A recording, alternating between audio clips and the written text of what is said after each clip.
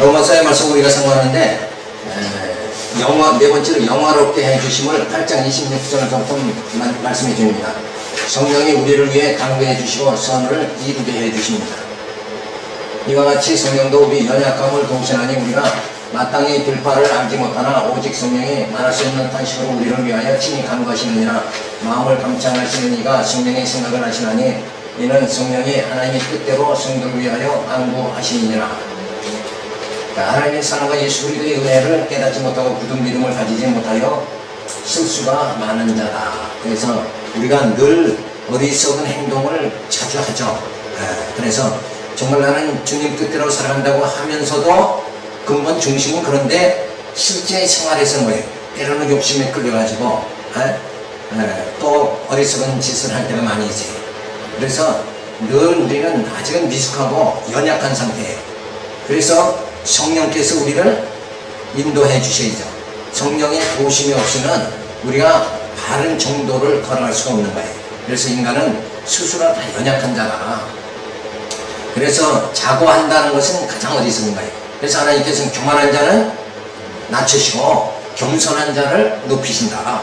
그 겸손하다는 말은 윤리적인 의미가 아니에요. 말씀을 듣는 자가 겸손한 자죠. 무슨 선한 일을 하고 뭐 이런 차원이 아니라 그 행위 차원이 아니라 성경은 모두가 영적인 거예요. 그러니까 우리는 성경을 보면서 행위적으로 그냥 적용을 많이 해요. 그러다 보면 어떻게 좋은 설교만 다 하는 거예요. 진리 설교가 아니라. 그러니까 핵심에 벗어날 때가 많다는 거예요. 그래 항시 말씀을 왔을 적에는 진리적인 그 측면에서 많이 돼요. 자, 그래서 하나님의 사랑과 예수 그리스도의 은혜를 깨닫는다는 것, 이게 엄청 중요한 거예요. 그래서 바른 이 영적 세계로 말씀의 세계로 들어갈 수 있는 상태가 되어져야지 그냥 현실에 자꾸 적용하려고 들어가면 안 돼요. 이게 영적으로 바르게 쓰면 행위는 바르게 나오는 거예요. 믿음이 있다 그러면 믿음 행위는 당연히 쫓아오는 거예요. 그건. 근데 정신이 어떤 사람 보면 그렇잖아요. 정신이 바르지 못하면 맨날 술 먹고 방탕하고 가정은 버리고 그게 뭔가 자기 스스로의 가치관이 정립이 안 돼서 그래요. 진리가 없으니까 내가 무엇을 어떤 생각으로 어떻게 살아야 한다는 이런 그 기준이 스스로가 세워지지 않았으니까 자기 철학이 세상 말로 하면 뭐예요? 자기 철학이 없는 거예요. 자기 철학. 자기 윤리가 없는 거예요. 이게 없는 상태고 그러니까 빈 상태예요.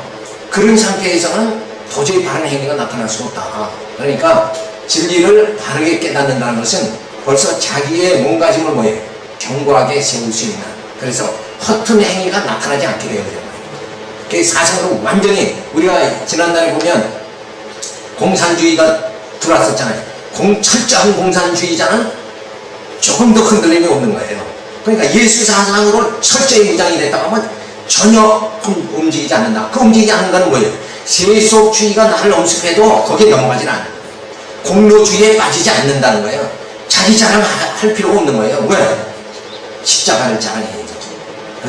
저기에 너무나 간격이 하나님의 은혜와 사랑이 너무나 간격이 내게 정말 물밀듯 주어지는데 나 자랑할 새가 어디 있느냐 이게. 그러니까 하나님에 대해서 신지식이 없을수록 뭐예요? 자기 자랑이 나타나는 거예요. 그러니까 하나님의 그 엄청난 섭리, 하나님의 그 사랑의 역사, 그걸 이렇게 볼 수 있는 눈이 있다고 하면 뭐예요? 영적인 눈이 있다고 하면 자기 자랑을 어떻게 하느냐 이게.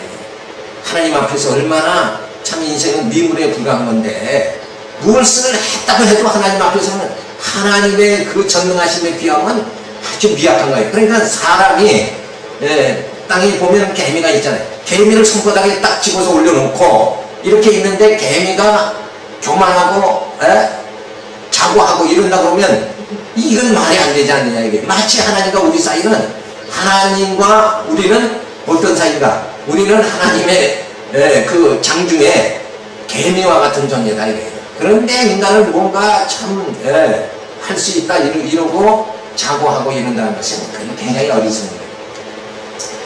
그래서 성령께서 성취가 자라나지 못하여 믿음으로 살아가지 못하고 있음을 보시고 안타까워하신다. 그래서 빨리 진리를 깨닫고 하나님을 아는 신지식에 이르러야 돼. 그러니까 하나님을 모르니까 모든 것이 흐트러지는 거예요. 이 신관이라는 게 엄청 제일 중요한 거죠. 그래서 조직신학교는 무엇부터 신자돼요? 신론부터 시작하는 이유가 그거예요.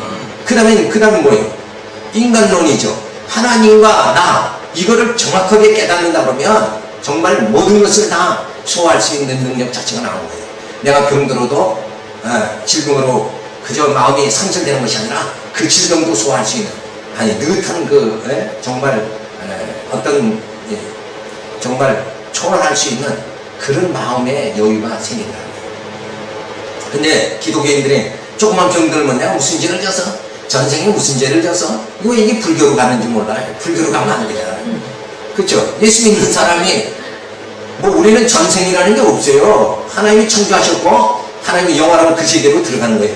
단회야 단회. 이게 뭐 회전되는 게 아니다. 사람이 착한 일을 하면 뭐 그 다음에 태어날지는 뭐 돼지로 태어나고 착한 일을 하면 사람으로 태어나고 못된 짓을 하면 돼지로 태어나고 개로 태어나고 뭐 이런다고 하잖아요. 그건 어디서 그래. 하나님의 창조 역사는 단회적인 거예요. 그래서 영원한 그 세계에 우리가 들어가게 그렇게 하십니다. 그래서 성령께서 우리를 하나님의 그 신령한 나라가 들어가서 살기에 족하게 넉넉하게 하나님 만드신 거예요. 이 작업을 이 광야 생활에서 우리를 연단 가운데 하나님의 자녀 만들어 가시는 거예요. 그래서 성령께서 성숙하게 자라나도록 말씀을 깨닫게 하시고 연단 가운데 훈련시켜 전진하도록 그렇게 해주십니다. 그래서 하나님은 말씀으로 예수님은 말씀의 씨로 이 땅에 오셨잖아요. 그가 칼을 가지고 온 게 아니라 어떤 뭐 능력을 가지고 예수님 앞에 표적 보여달라고 하니까 요나의 표적밖에 없다고 그랬잖아요. 그러니까 진리로 하나님을 깨달음으로써 그 마음이 변화되는 것, 이게 가장 큰 능력이에요.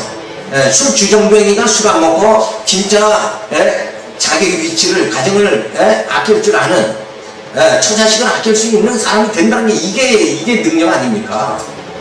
그래서 사람을 변화시킨다는 게 이거만큼 그다란 그 능력은 없다. 그래서 예수님은 말씀으로 오셔서 우리 모든 하나님의 택한 자들을 어때요? 막 변화시켜가지고 거듭나고 중생케 해가지고 하나님 나라로 정말 에덴 동산에서의 아담은 불완전한 몸이었지만 이제는 예수 그리스도로 예수 안에서 새로운 피조물이 되게 해서 우리는 뭐예요?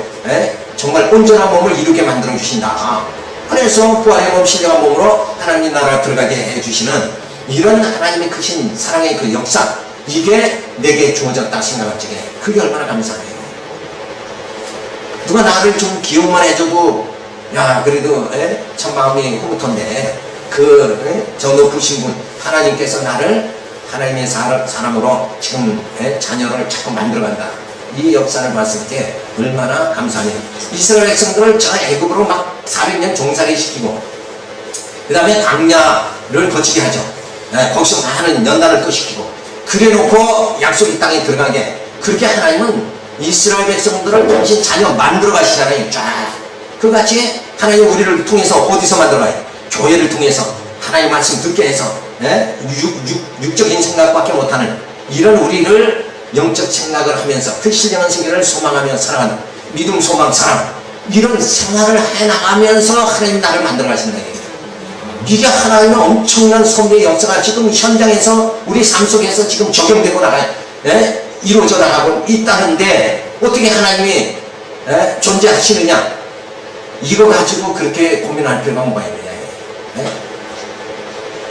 그러니까 초대교회의 역사가 다 그 신존재, 이거를 중세 교회사까지 계속 신존재 증명이 거기까지 계속 되어집니다.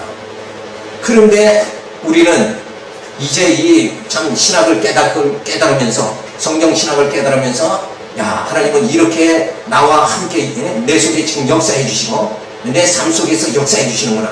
이걸 깨달으면 뭐 신존재 증명할 필요가 없는 거예요 그게. 그런데 저들은 얼마나 노력을 해서 오늘 이 신학을 이룰 수 있게까지 됐는가, 이런 걸 생각할 때 야 정말 이게 값지게 얻어진 우리 진리다, 이걸 생각할 때 감사해야 되죠. 저들은 아주 그 희미한 상태에서 하나님에 대해서 얼마나 그 신존재 증명을 하냐고 막 무시 노력을 했는데, 그래서 그걸로 해서 변론하다가 뭐예요? 이단위로 몰린 사람은 다 막 처형당하고 화형당하고 이런 역사가 교회의 역사가 중요해 있잖아요. 이런 걸 봤을 적에 야 우리는 얼마나 편안하게 이미 정돈된 바른 진리를 딱 한 입에 그냥 싹 주부가 요리를 만나게 해서 그냥 딱 입에 딱 놓지는 것 같이 그렇게 지금 이렇게 진리가 정돈이 되어졌다는 걸 생각하지. 우리는 참 감사해야 돼요. 그래서 죄악의 오염 속에서 우리가 연약하고 미숙한, 그래서 빌바를 알지 못하죠. 그런데 예수님 오시고 성령께서 오셔서 우리가 지 가운데 있는 것을 늘 탄식하시면서 교회를 세워가지고 우리를 양육해 주신 거예요. 말씀을 가르치고 진리를 깨닫게 하여 속사람이 자꾸 자라나게 하는 거예요. 그래서 교회 생활은 뭐냐? 속사람이 자라나는 생활이 교회 생활이에요. 근데 이 속사람이 자라나는 게 아니라 겉사람의 거기서 상태에서 계속 머물러 있는 상태가 된다. 왜 그런가 하면 진리가 들어가지 않는 거예요. 성도들의 심령 속에 진리가 접근되지 못하는 거예요. 그러니까 늘 육체의 모습에서 그대로 있는 거예요. 속사람이 자라나야 되는 거예요. 그러기 위해서는 바른 진리가 전해져야 되는 거예요. 그래 듣고 말귀를 좀 알아듣게 이렇게 돼. 이 상태만 된다고 하는 것도 이게 굉장한 겁니다. 이게 복 받은 거예요. 여러분 신학교에 와서 지금 이렇게 말귀를 지금 알아듣는 진리를 접한다는 이 자체만도 이게 굉장한 하나님 축복이다. 이걸 알아야 돼. 왜? 진리를 듣고 깨달으면 뭐가 돼요? 내가 변화가 되는 거예요. 변화돼서 육체에 대해서 뭐예요? 하나님이 신령한 그리스도의 영으로 살아가는 자가 되어지고 그리스도의 지체가 되어지는 거예요. 그러니까 육체와 그리스도의 지체와의 그 사이에 그것이 엄청난 차이가 주어지는 거예요. 그게 뭘로 이루어지는가?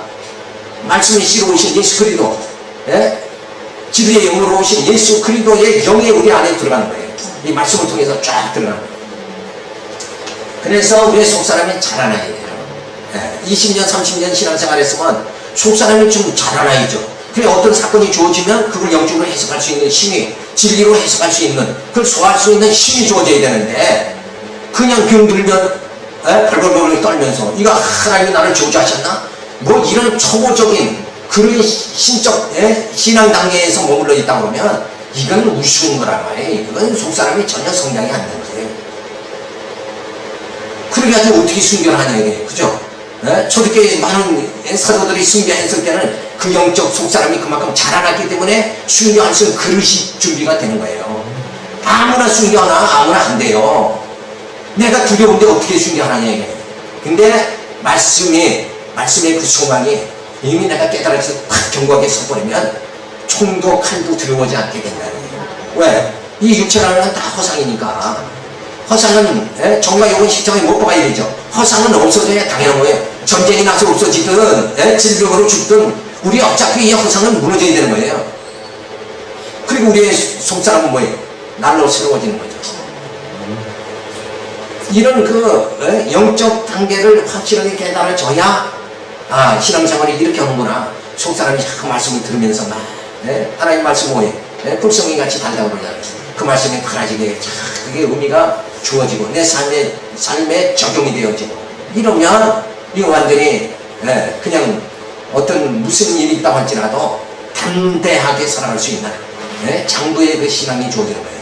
근데 어떤 사건이 주어져도 그걸 소화할 자체를 못한다 이게. 오늘날 성도들이 그만큼 속사람이 성장이 안 되는 거예요. 그래서 막 무속신앙 믿는 사람과 똑같아. 20년 30년 믿는 사람이 어떤 사건이 주어지면 벌써 그런 거 보면은 그리고 나이가 많아서 점점 죽음에 임박하면은 왜 그렇게 두려워하느냐 이게. 하나님이 이제 헌옷을 벗게 하시고 새 옷을 입게 이제는 주님을 맞이하게 그렇게 만들어 주시는구나. 그 영광의 날이 내게 점점 다가오는구나. 이러면서 오히려 기뻐해야 된다 이게. 기뻐. 근데 왜 두려워하느냐. 두려움은 신앙이 아니잖아요. 기뻐해야 신앙이지. 담대해야 신앙이지. 두려움은 신앙이 아니라는 거예요. 분명한 거잖아요. 이 객관적으로 딱 생각해봐도.